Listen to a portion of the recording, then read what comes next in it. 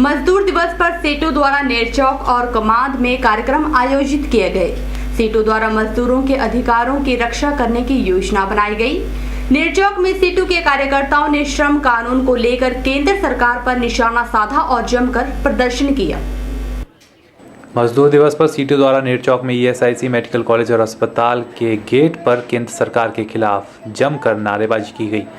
Situ के उप प्रधान परशुराम ने कहा कि उनकी यह मांग है कि इस मेडिकल कॉलेज में जल्द से जल्द चिकित्सा शिक्षा शुरू कर दी जाए।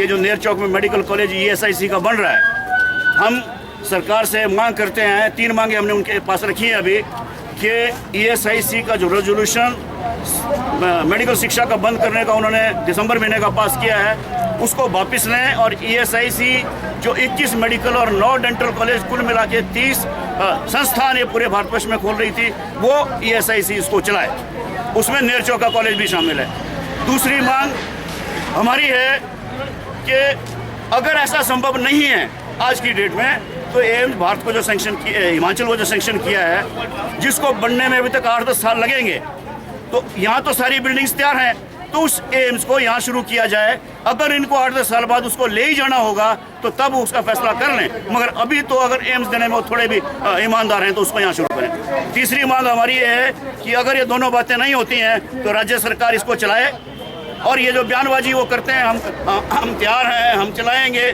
उसको छोड़े। यहाँ पर काम बंद है, गेट के ऊपर बड़ा ताला लटका है, अंदर बंदर घुसना शुरू हो गए, कुत्ते घुसना शुरू हो गए हैं, तो धरातल पर आकर के इसका काम करें और इसको शुरू करें। मजदूर दिवस के बारे में जानकारी देते हुए महासचिव राजेश कुमार ने बताया कि श्रम कानून को लागू करवाने के लिए कई मजदूरों ने अपनी कुर्बानियां दी हैं। उन्होंने बताया कि किन्नौर जिला के कड़छम बांगतू में हड़ताल कर रहे मजदूरों को जेपी कंपनी से उनके मूलभूत अधिकार दिलाने में केंद्र सरकार कंपनी का पक्ष ले रही है। उन्होंने कहा कि जेपी कंपनी में काम करने वाले मजदूरों की मांगों को न मानने के चलते धारा 144 लगा दी गई थी, जिसके कारण मजदूरों को भूखे प्यासे जंगल में रहना पड़ा। कि जो हिंदुस्तान की सरकार है, वो सरकार चाहे ये सरकार है चाहे इससे पिछली सरकार थी, दोनों सरकारें श्रम कानूनों के अंदर बदलाव करने जा रही हैं।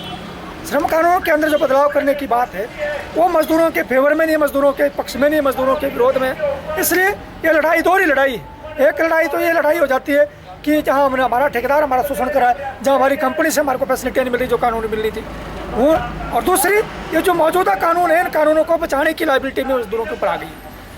इसकी जो प्रसंगिता है, इसके लिए इसको लेकर के आज हमने ये जो मजदूर दिवस से मनाया है और लोगों से मैंने आह्वान किया है कि आने वाले दिनों में इस आंदोलन को और तेज करें। इसके साथ साथ ये जो किन्नौर के जिला के अंदर जेपी का जो मजदूर है पिछले 100 दिनों से हड़ताल पर है और वहाँ पर श्रम कानूनों को लागू नहीं किया जा रहा है, फैक्ट्री एक्ट को लागू नहीं किया जा रहा है, उसको लागू किया जाना चाहिए। और हिमाचल प्रदेश की सरकार और जिला का प्रशासन जेपी कंपनी के इशारों के ऊपर नाच रहा है और धारा 144 लगा दी गई।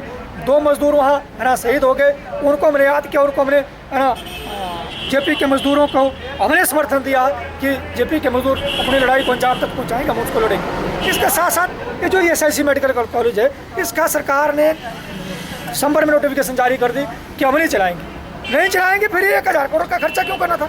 1000 करोड़ का खर्चा कर दिया, ईएसआईसी मजदूरों का पैसा उसको खर्च कर दिया, अब इसको चलाएंगे नहीं। तो हमें कहने आए हैं कि केंद्र की सरकार इसको चलाए, ईएसआईसी चलाए, बोर्ड के फैसले को वापस ले। नहीं चला सकती है तो एम्स को यहाँ खोले, जो हिमाचल प्रदेश को एम्स मिला है। अगर वो भी नहीं चलता है तो कि हिमाचल प्रदेश की सरकार इस मेडिकल कॉलेज को चलाए, अन्यथा अगर निजीकरण करने का प्रयास किया जाएगा तो आंदोलन तेज किया जाएगा। उसकी पूरी की पूरी जिम्मेदारी हिमाचल प्रदेश की सरकार की, केंद्र की सरकार की। ब्यूरो रिपोर्ट के चैनल।